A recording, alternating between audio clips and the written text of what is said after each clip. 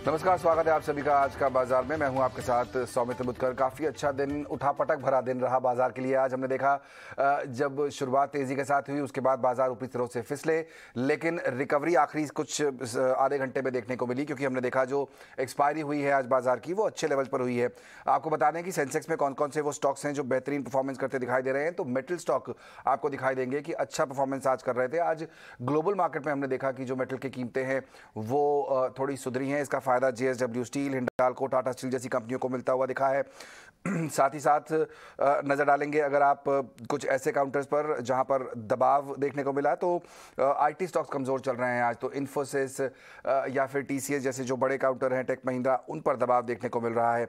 हमने देखा उसके अलावा कुछ बढ़ने वाले शेयरों में आज सन फार्मा और भारतीय एयरटेल जैसे स्टॉक्स थे जो ग्रीन में जाकर बंद हुए हैं। लेकिन ये ब्रॉडली बाजार के कुछ सेक्टर की, कुछ स्पेस की बात हुई। दिन भर आखिर एक्शन किस तरह का रहा, एक्सपायरी जो है हमारी उम्मीद के मुताबिक रही, कौन कौन से सेक्टर और स्टॉक सबसे ज़्यादा आज चल रहे थे, ये सब बताने के लिए मेरे साथ मेरे सहयोगी डिम्पी कालरा आप जुड़ रहे हैं, उनको करते हैं शामिल। डिम्पी, कैसे आप मार्क करेंगे आज की एक्सपायरी को और आज के दिन के ट्रेड को? देखिए, आज की एक्सपायरी वैसे तो बिल्कुल ठीक ही रही, क्योंकि ज़्यादा डैमेज नहीं हुआ और मार्केट ने जो एडजस्टमेंट्स होनी थी छुट्टी के बाद की, उस एडजस्टमेंट्स को भी बहुत ज़्यादा एग्रेशन नहीं दिखाया, बहुत ज़्यादा डिप्रेशन भी नहीं दिखाया। एक बिल्कुल सूदिंग सी एक्सपायरी आज हमको होती दिखी है। एक और पॉइंट है, अगर आज एडवांस डिक्लाइन अगर आप देख रहे हैं तो आपको 1000 शेयर एडवांसेस के अंदर दिखेंगे। इसका मतलब आज मार्केट के अंदर पलड़ा उन शेयर्स का भारी था जिनके पास दिवाली वाले दिन, मुहूर्त ट्रेडिंग का दिन और उससे पहले के भी मार्केट्स के अंदर गेन थे। टिपिकली वो ज़्यादातर गेन सरेंडर नहीं हो रहे हैं मार्केट्स के अंदर और थोड़ी और शॉर्ट कवरिंग बनती हुई दिखी है। कुल मिला के आज मार्केट ने 17,700 के अपने अहम बेस को प्रोटेक्ट किया और बैंक निफ्टी ने 41,000 के बेस को प्रोटेक्ट किया और ये दोनों ही अच्छे मार्जिन के साथ आज क्लोज करके गए हैं ऊपर। आते हैं अब मार्केट्स में आज टॉप गेनर्स कौन कौन से बने या फिर आज ऐसे कौन कौन से शेयर्स थे जहाँ पर आपको फ़ायदा दिखा होगा। क्योंकि डॉलर इंडेक्स टूटा था, 110 के नीचे पहुंच गया था। ग्लोबल मार्केट्स में स्टील के दाम काफ़ी तेज़ी से बढ़े। आज भारत की भी 2-3 स्टील कंपनीज काफ़ी तेज़ी से ऊपर आई। Tata steel, JSW steel, Hindalco जैसा शेयर जो कि कॉपर में काफ़ी अच्छा डील करता है, इस शेयर के अंदर, एल्यूमिनियम के अंदर माफ़ कीजिए, ये सभी शेयर्स आज आपको काफ़ी अच्छी बढ़त दिखाते हुए दिखे। अडानी ग्रुप के अंदर हम आपको 2-3 दिन से बता रहे हैं काफ़ी एक्शन वापस से शुरू हो गया। अडानी पोर्ट्स आज फिर से हरे निशान में था। अडानी ग्रीन्स भी चेक करेंगे आपको, वो भी हरे निशान में दिखेगा। अडानी एंटरप्राइज के अंदर भी तेज़ी थी। खैर, इसके अलावा आज बजाज के दोनों ही ट्विंस टूट गए। बजाज फिनसर्व, फाइनेंस, दोनों के अंदर आज डैमेज हुआ। आप देख पा रहे हो कि दोनों के दोनों आज शेयर बकायदा लाल निशान में थे। एशियन पेंट्स के अंदर भी हमको थोड़ा दबाव बनते हुए दिखा। साथ ही दबाव था नेस्ले के अंदर। टिपिकली नेस्ले के अंदर प्रॉफिट बुकिंग हो रही है क्योंकि ठीक इससे पहले, एक्सपायरी से ठीक पहले काफ़ी अच्छा शेयर चल रहा था। टेक महिंद्रा के अंदर भी हल्की प्रॉफिट बुकिंग है और आप इंडाइसिस के हिसाब से देख रहे हैं तो IT आज सबसे ज़्यादा गिरने वाला इंडाइसिस बन गया। आ जाते हैं और छोटे सेगमेंट में, यानी कि साल का हाई किस शेयर ने लगाया, एक बार वो आपकी स्क्रीन पर आएगा। आज सन फार्मा के अंदर साल का हाई लगा। इसने 1000 का लेवल भी टेस्ट किया, ना केवल टेस्ट किया बल्कि इसके ऊपर क्लोज किया। दूसरा, एक्सिस बैंक की मैनेजमेंट हमारे साथ थी, बहुत शानदार कमेंट्री उन्होंने भी दी। आज एक्सिस बैंक ने फिर से 1.5% जोड़ा। सिप्ला के अंदर, भारतीय एयरटेल के अंदर, दोनों के अंदर अच्छी खरीदारी थी। फार्मास्यूटिकल्स ऐसा सेगमेंट था जिसका रोल ओवर का नंबर्स काफ़ी इंटरेस्टिंग देखने को मिल रहा है और ज़्यादातर शेयर्स आपको चलते हुए दिख रहे हैं। ये साल के हाई बुलाने वाले शेयर्स थे। आते छोटे मझोले शेयर्स के अंदर क्या हुआ, अगर आप उसकी सूची चेक करेंगे तो आपको कुछ सरकारी कंपनीज का नाम वापस आ जाएगा, जैसे SJVN है।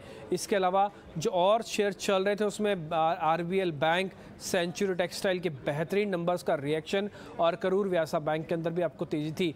छोटे मझोले शेयर्स के दिन अभी भी काफ़ी हैं बैंकिंग में जो अच्छा आपको चलते हुए दिख रहे हैं, लेकिन नंबर्स ख़राब होने की पनिशमेंट कैसे मिलती है ये ग्लैंड फार्मा से पूछा जा सकता है। आज 14% ये शेयर नीचे था बकायदा। रिट्स के अंदर भी आज नुकसान हमको बनते हुए दिखा। इसके अलावा अगर आप देखेंगे नायका जो कि एक प्लेटफॉर्म शेयर है, इसके अंदर भी आज 5% की प्रॉफिट बुकिंग आई है। वापस से प्लेटफॉर्म शेयर्स के अंदर थोड़ा प्रॉफिट बुकिंग हो रही है, थोड़ा सावधान रहे। कुल मिला के on a day of expiry आज मार्केट का दिन काफ़ी अच्छा रहा।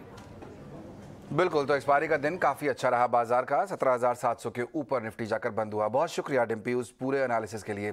आपको दिन भर की बड़ी खबरें भी बताते हैं। हमने देखा कि घरेलू मसाला सेगमेंट जो है उसमें अच्छी खासी हलचल देखने को मिल रही है। RTC के बाद दिग्गज FMCG कंपनी डाबर ने भी इस सेगमेंट में एंट्री कर ली है। मसाला सेगमेंट को लेकर एक खास रिपोर्ट लेकर आए हमारे सहयोगी शरद दुबे। जी बिल्कुल, स्टार्ट करते हैं डाबर के एक्विजिशन से, जो ऑलमोस्ट 51% एक्विजिशन करने वाले बादशाह मसाले में।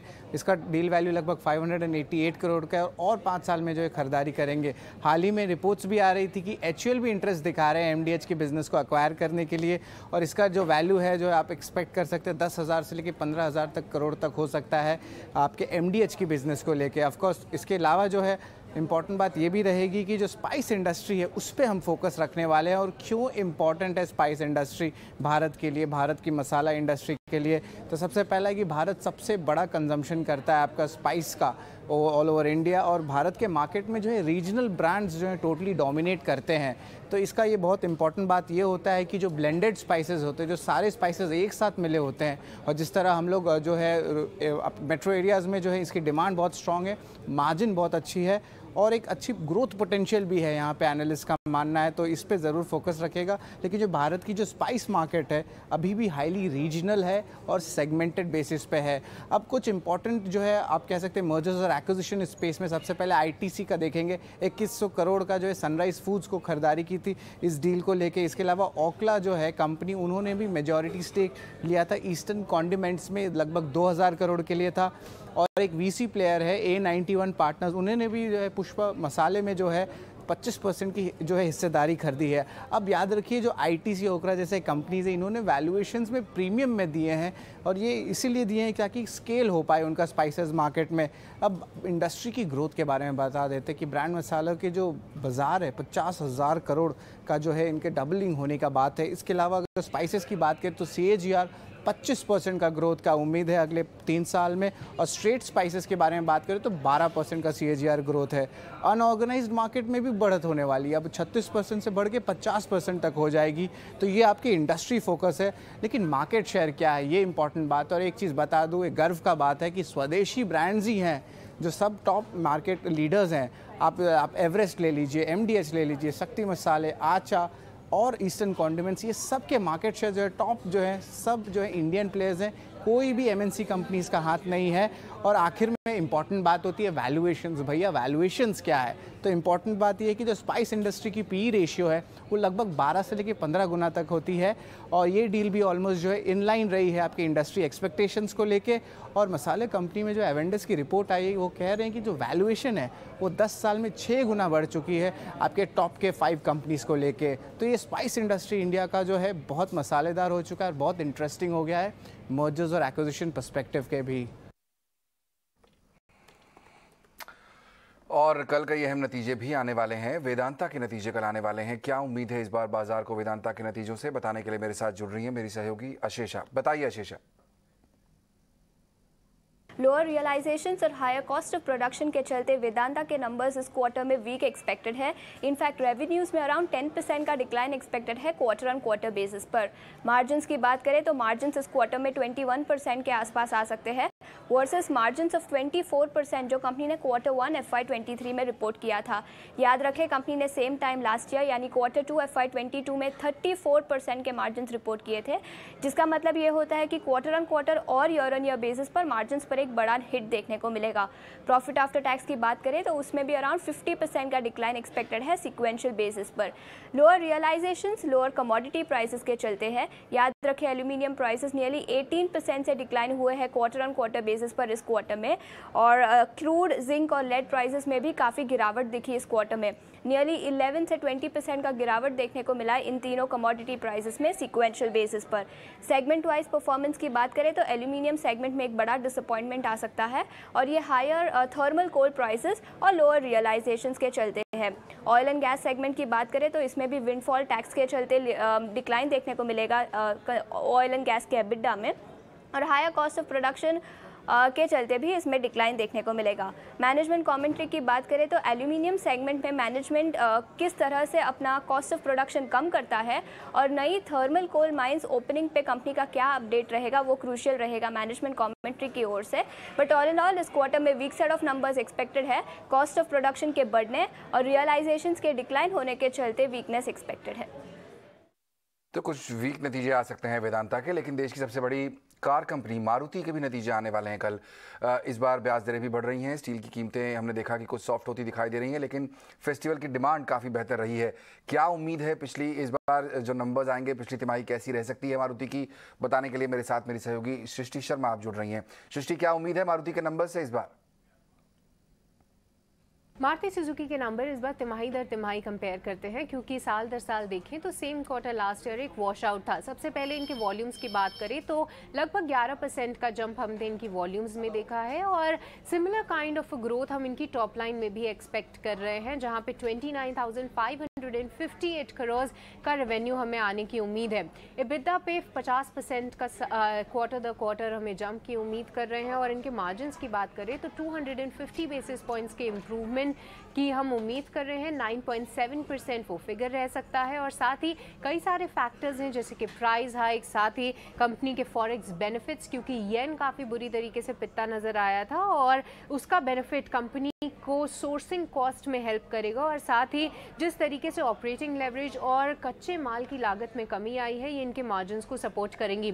आने वाले समय में वॉल्यूम्स क्या देखने को मिल सकती हैं, और इस बात की फेस्टिव सेल्स किस तरीके से देखने को मिली है, ये कुछ अन्य फैक्टर्स रहेंगे नतीजों के अलावा, जिस पे हमारी नज़र रहेगी। पर आखिरी में आपको बता दें प्रॉफिट की क्या उम्मीदें हैं, तो इस बार 91% का क्वार्टर दो क्वार्टर हम जंप की उम्मीद कर रहे हैं, और 1935 करोड़ जो है हम उम्मीद कर रहे हैं कि कंपनी अपना मुनाफा घोषित कर सकती है। तो नजर है मारुति सुजुकी पे।